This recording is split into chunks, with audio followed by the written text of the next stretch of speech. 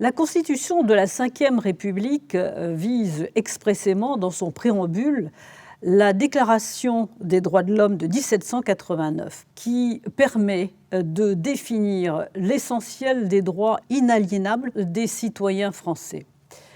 Je voudrais rappeler la première phrase de cette Déclaration des droits de l'homme de 1789, car elle me paraît resituer l'importance des droits des citoyens dans le fonctionnement social. Les représentants du peuple français constitués en Assemblée nationale, considérant que l'ignorance, l'oubli ou le mépris des droits de l'homme sont les seules causes des malheurs publics et de la corruption des gouvernements, ont résolu d'exposer dans une déclaration solennelle les droits naturels, inaliénables et sacrés de l'homme. La Déclaration des droits de l'homme 1789 définit un certain nombre de ces droits qui ont été par la suite précisés, affinés, complétés, et notamment aussi par la Convention européenne de sauvegarde des droits de l'homme et du citoyen, qui a notamment garanti pour l'ensemble des pays qui ont ratifié cette convention, dont la France bien sûr, notamment la liberté d'expression, le droit à un procès équitable, la liberté de manifestation, la liberté de religion, etc., etc. Le nombre de droits est tellement important que je ne vais pas le définir. Pour que ces droits puissent avoir une effectivité, il faut d'abord que les citoyens connaissent ces droits et d'autre part qu'ils puissent les faire valoir auprès des représentants des pouvoirs publics. Or, sur ce point, il y a une inégalité qui est flagrante, qui est due à un certain nombre de facteurs, une inégalité physique, une inégalité intellectuelle, une inégalité psychologique, une inégalité socio-économique. Et l'on sait qu'un certain nombre de citoyens est bien évidemment dans l'incapacité de connaître l'étendue de ces droits et dans l'incapacité de les faire valoir. Or, il y a un principe important dans notre société, c'est que nul n'est censé ignorer la loi. La difficulté tient à cette inégalité, mais aussi à l'importance des dispositions légales qui sont applicables dans notre pays. Il y a actuellement plus de 11 500 lois, 230 000 décrets, et le chiffre, bien évidemment, est à affiner puisque tous les jours, de nouvelles lois, de nouveaux décrets apparaissent. Il est impossible que les citoyens en aient connaissance, mais il est aussi impossible que les professionnels du droit en aient connaissance. Il est par contre plus facile pour les professionnels du droit d'accéder à ces connaissances et en conséquence d'éclairer les citoyens. Les pouvoirs publics ont donc eu le souci d'aider les citoyens qui sont égaux devant la loi, donc à accéder à la connaissance de ces lois et à accéder aussi à la possibilité de faire valoir ces lois. C'est pour cela qu'a été créé en 1991 le Centre départemental d'accès au droit, dans lequel un certain nombre de professionnels effectivement interviennent et dans lequel les avocats ont une place particulière, parce que je crois qu'il n'est pas excessif de dire que les avocats sont en fait la cheville ouvrière de cet accès au droit, dans ce cadre-là, mais également dans d'autres cadres. Alors comment les avocats interviennent-ils ? Tout d'abord, je précise qu'à Rennes, puisque je représente le barreau de Rennes, il y a 950 avocats en activité et que tous, d'une façon ou d'une autre, certains beaucoup plus que d'autres, contribuent à cet accès au droit, à cet accès à la justice. Le tout sous la direction du bâtonnier, qui est donc le représentant de l'ordre des avocats élu pour 3 ans, mais également sous le gouvernement en quelque sorte aussi du Conseil de l'ordre, des 18 membres du Conseil de l'ordre. Le bâtonnier et le Conseil de l'ordre organisent l'accès au droit et l'accès à la justice.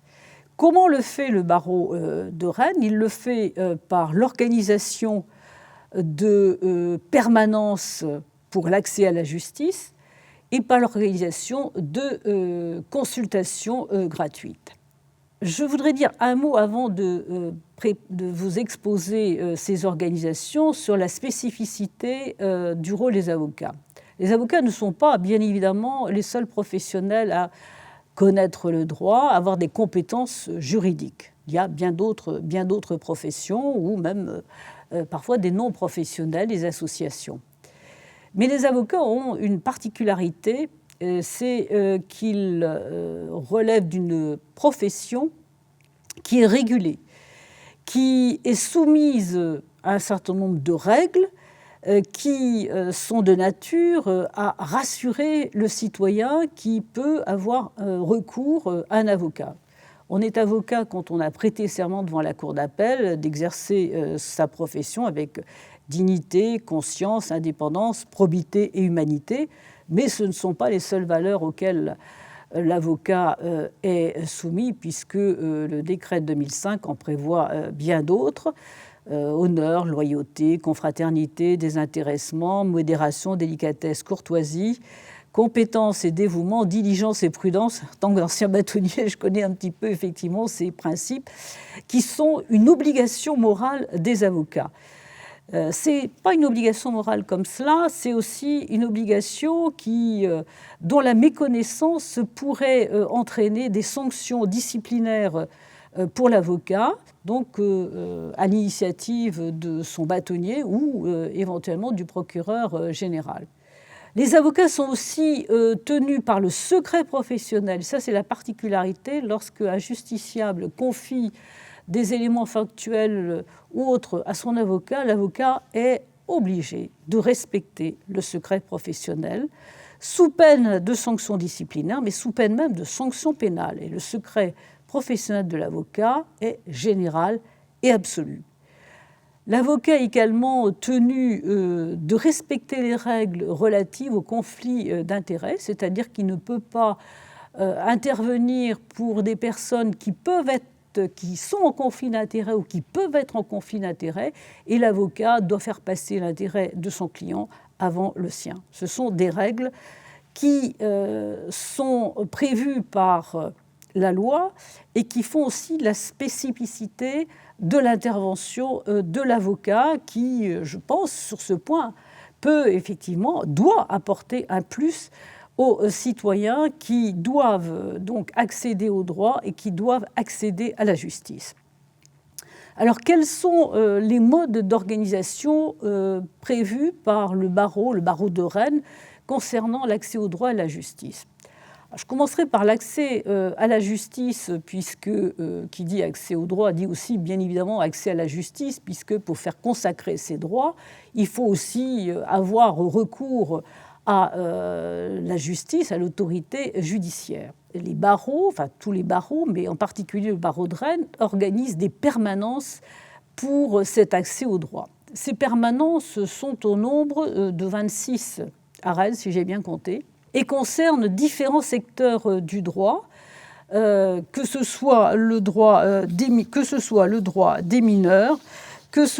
le droit des majeurs protégés, des hospitalisations sous contrainte, le droit des victimes, le droit des étrangers, le droit des baux et du logement, mais ça concerne également tout ce qui relève de la justice pénale. Alors, ça va de la garde à vue la garde à vue et l'audition libre jusque la comparution devant la cour d'assises. Chaque fois, effectivement, que les droits d'un individu sont menacés, chaque fois que la loi le prévoit, mais même quand elle ne le prévoit pas, l'avocat donc peut intervenir. Et pour permettre cette effectivité, le barreau a organisé ces permanences, c'est-à-dire il y a un certain nombre d'avocats qui sont là disponibles. Pour certaines permanences, c'est 24 heures sur 24, 7 jours sur 7, notamment je pense aux gardes à vue, de façon à ce que le justiciable qui a besoin de l'intervention d'un avocat puisse tout de suite avoir un avocat à sa disposition. Alors, pour accéder effectivement à ces listes de permanence, je ne vais pas en donner tout le détail. Il suffit de se connecter au site de l'ordre. Tous les renseignements y sont donnés pour obtenir effectivement cette assistance des avocats. Pour les victimes, c'est la même chose. Il y a une permanence téléphonique. En outre, il y a une possibilité donc d'intervention constante des avocats. Mais il n'y a pas simplement que l'accès à la justice qui est organisé par le barreau de Rennes, il y a également l'accès à la connaissance du droit, l'accès au droit. Donc il s'agit là de toutes des consultations. L'avocat n'est pas là simplement pour défendre le justiciable devant la justice, pour l'assister devant la justice, il est là aussi en quelque sorte pour prévenir les difficultés. Alors, par la rédaction d'actes juridiques, bien sûr, et notamment l'acte d'avocat qui ne nécessite plus l'intervention ou la comparution devant un juge pour avoir une effectivité. Il y a également les médiations, il y a les procédures participatives, il y a un tas de mesures alternatives, donc de règlement des différends, où les avocats ont une place effectivement importante, mais l'avocat aussi consulte et l'avocat conseille, ce qui évite certains conflits, ce qui permet une solution amiable d'un certain nombre de conflits, et ce qui permet effectivement aux citoyens d'exercer eux-mêmes leurs droits et leurs possibilités de règlement. Pour ce faire, le barreau organise des consultations un petit peu partout, dans le cadre du CDAD, mais également en dehors du CDAD. Il y a des consultations gratuites donc à la disposition des justiciables, à la cité judiciaire, 2 fois par semaine, au Gros Chêne, au centre social du Gros Chêne, à Maurepas, à Carrefour 18, à Villejean, pour les étrangers notamment, à Bourgard, également au centre Guillaume Régnier, mais également à Fougères, à Redon, à Pipriac, à Retier, à Saint-Main-le-Grand. Il y a des consultations également gratuites donc au CIDF, au Centre d'information des femmes et de la famille, et également à la Chambre des métiers de Rennes, des consultations gratuites au CCAS de Vitré, et également au centre pénitentiaire de Rennes-Vezin pour les hommes, et il y en a même 2, puisqu'il y en a une qui a une portée générale et une autre qui est consacrée aux étrangers. Il y a également des consultations gratuites qui sont délivrées au centre pénitentiaire des femmes. Il y a également des consultations en ligne qui sont réservées aux professionnels qui ont besoin effectivement d'un renseignement technique. Alors ça concerne le droit de la famille, ça s'appelle donc Info Sociale en ligne, ça concerne le droit de la famille, le droit de la consommation, le droit des étrangers, le droit du travail en secteur public et également les mineurs. Il y a donc une variété effectivement de consultations qui ont lieu soit tous les jours, soit 2 fois par semaine, 1 fois par semaine, 1 fois par mois.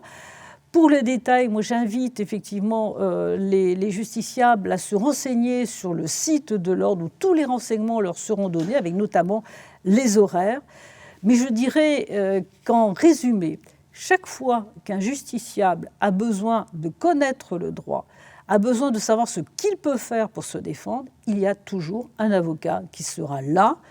Et c'est un droit sacré, effectivement, puisque la présence de l'avocat permet de combattre cette inégalité entre les justiciables et les avocats qui sont des auxiliaires de justice, c'est le titre qui leur est donné par la loi, répondent toujours présents.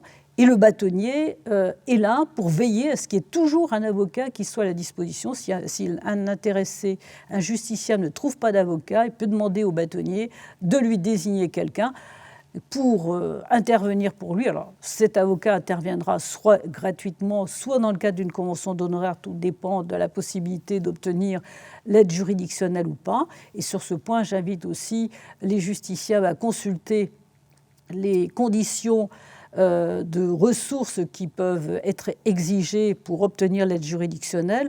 En gros, si un justiciable à moins de 1 410 € par mois, il peut obtenir l'aide juridictionnelle. J'ajoute qu'en certaines matières, il n'y a pas de conditions de ressources, notamment pour les victimes de violences conjugales, pour les victimes de crimes ou d'infractions à caractère sexuel, pour les mineurs aussi qui sont toujours éventuellement en conflit d'intérêts possible avec leurs parents. Il y a l'aide juridictionnelle qui est accordée sans condition de ressources. Et le bâtonnier veille effectivement à ce qu'il y ait toujours un avocat qui soit là et qui puisse intervenir. Et si le bâtonnier commet d'office, l'avocat ne peut pas refuser cette commission d'office. Voilà en résumé, en très bref résumé, toutes les contributions organisées par le barreau de Rennes.